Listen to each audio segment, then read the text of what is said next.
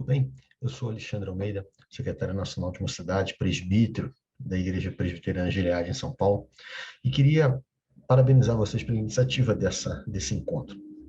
Nossa expectativa era estarmos juntos, presencialmente, depois pensamos estar juntos de forma virtual, né, de forma síncrona, e agora estamos com um vídeo, mas eu tenho certeza que será uma bênção para a vida de vocês esses dias, essas palestras, essas mensagens, e que isso possa trazer edificação para vocês. Eu queria falar para vocês sobre o que é ser igreja de forma breve, né?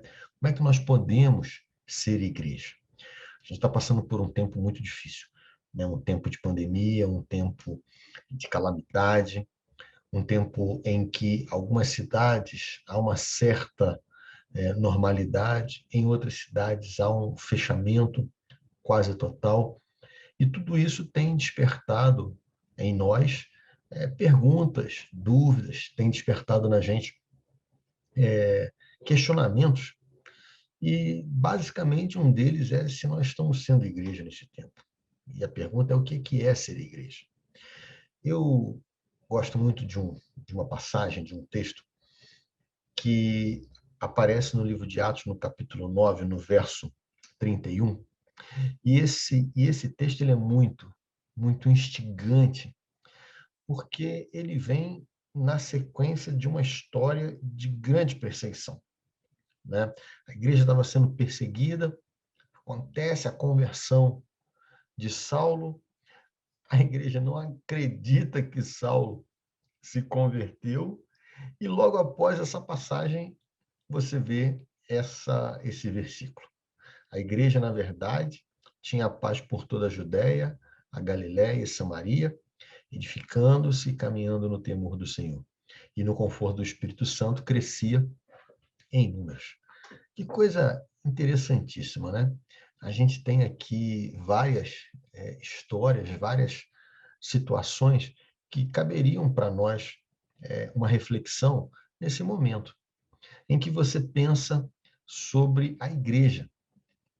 Repare que ela era perseguida, as pessoas eram perseguidas pela sua fé.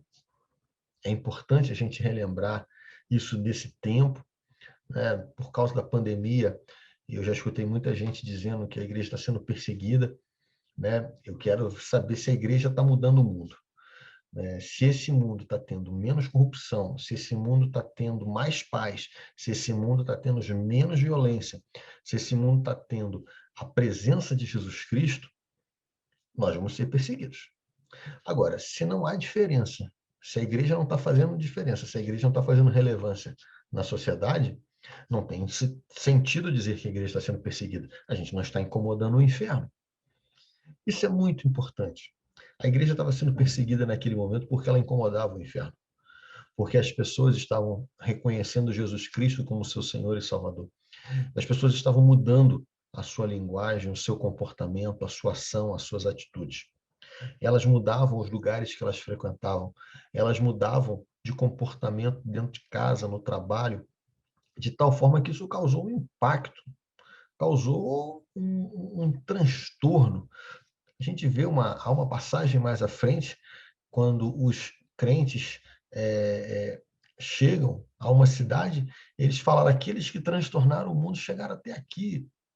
Então havia um impacto muito grande. Se a igreja está causando um impacto na sociedade, estamos na época de perseguição. Se a igreja não está causando impacto na sociedade, não estamos em perseguição. Estamos num tempo de grande doença e que cabe uma reflexão para nós. Mas esse texto ele é interessante porque ele fala que a igreja tinha paz. Como é que você pode falar de paz no meio da luta? Havia uma paz interna, havia uma paz relacional, havia um senso profundo nas relações entre os irmãos, e observe que essas histórias estão aqui, nesse pequeno verso. Ele começa dizendo assim, edificando-se. Havia uma edificação mútua, havia um cuidado mútuo entre os irmãos. Eles zelavam uns pelos outros, eles cuidavam uns dos outros. E as palavras de um para o outro não eram palavras de perseguição ou briga. E aqui eu quero ser muito, muito prático, né? Olhem como que nós temos brigado, principalmente nos nossos grupos de família de WhatsApp, por determinados assuntos. Repare como que a gente, às vezes, em vez de falar, trazer palavras de edificação, nós trazemos palavras de guerra ou de luta. Então, nesse tempo, não tem como dizer que a igreja está em paz. Então, a igreja não pode estar sendo perseguida. Não há paz interna, não há unidade entre nós, não há edificação uns dos outros. Eu quero então que você faça essa reflexão para esse primeiro ponto.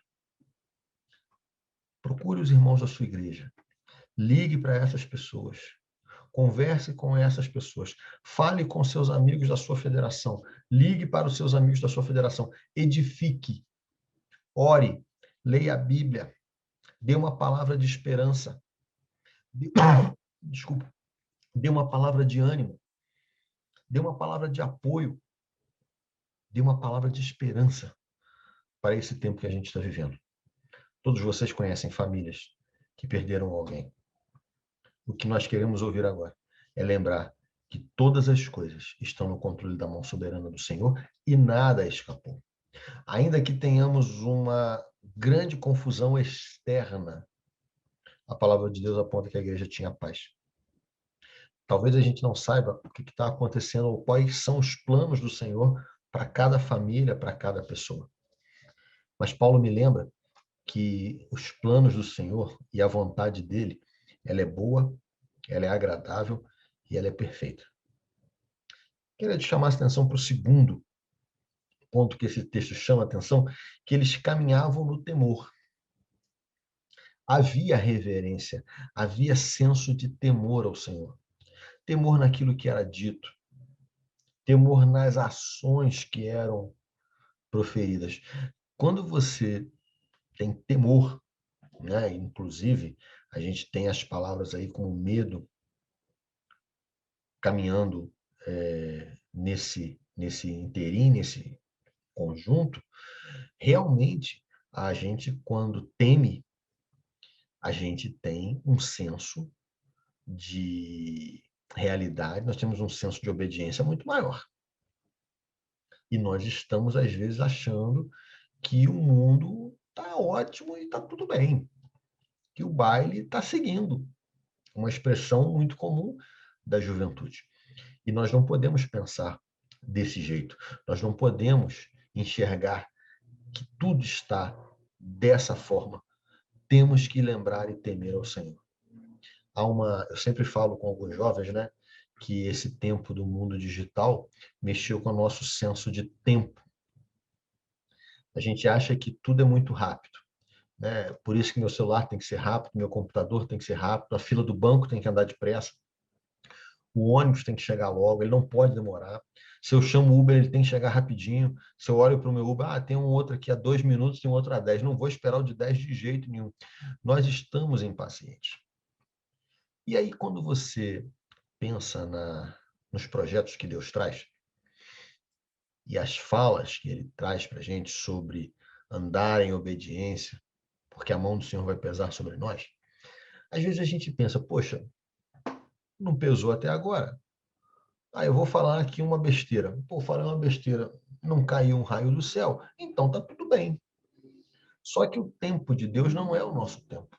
O tempo do Senhor não é o nosso tempo. Então nós temos que ter ou estar em temor o tempo inteiro, para que a igreja tenha paz. E na hora que a igreja tiver paz internamente, nós seremos perseguidos. Mas olha que havia uma terceira situação. Eles eram confortados no Espírito Santo. Para você ser confortado no Espírito Santo, você tem que estar em santidade.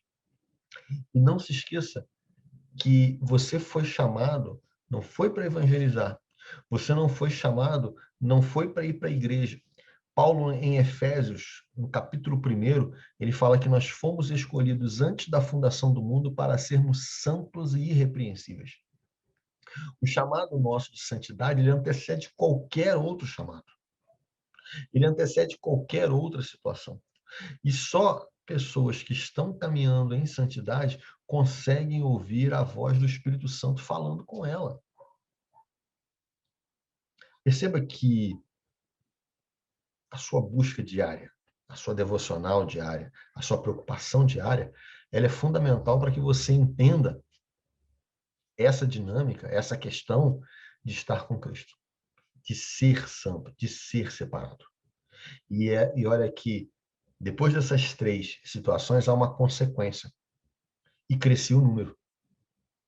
Já reparou por que a nossa igreja, a nossa denominação cresce tão pouco? Será que a gente está se edificando? Será que a gente está confortando uns aos outros? Será que a gente está em temor no Senhor? Será que nós estamos com vida santa? Então, quando a gente não tiver essa situação interna, a gente não tem nada para mostrar ao mundo. Porque nós vamos apresentar um evangelho dissociado de um comportamento, dissociado de uma linguagem, dissociado de uma atitude. Eu espero que esse tempo de estudos que você vai fazer nesse dia, que esse tempo de palestras, que esse tempo de informação permita que você reconheça que você precisa de edificar mais as pessoas, que você precisa ter mais temor e que você precisa ser mais santo. Essas questões são igreja. Isso é ser igreja. Amo demais a UMP, amo demais a mocidade, mas a mocidade não é igreja. A UMP não é igreja. A UMP é um componente administrativo. É uma forma que nós temos de trabalhar e estarmos juntos. Igreja é corpo de Cristo. Igreja é reino. É muito mais amplo. Amamos o que nós fazemos, mas é importante que você amplie os seus horizontes e se enxergue. A igreja é muito mais. Por isso que quando você vai envelhecendo e você vai para o PH ou vai para a SAF, isso é irrelevante, você vai com muita alegria. Não é um problema. Porque você é igreja, você está na igreja, você está servindo ao Senhor na igreja. Adolescentes que às vezes ficam, eu não quero sair da UPA, não quero ir para o MP, começam a entender o que é ser igreja. Igreja é muito mais amplo do que uma organização, uma estrutura interna. E nós precisamos ser igreja. Que você entenda isso. E que você deseje ardentemente ser igreja. Que Deus te abençoe ricamente e que esse tempo possa ser um tempo de grandes estudos e de grande proveito para você, em nome de Jesus. Deus te abençoe.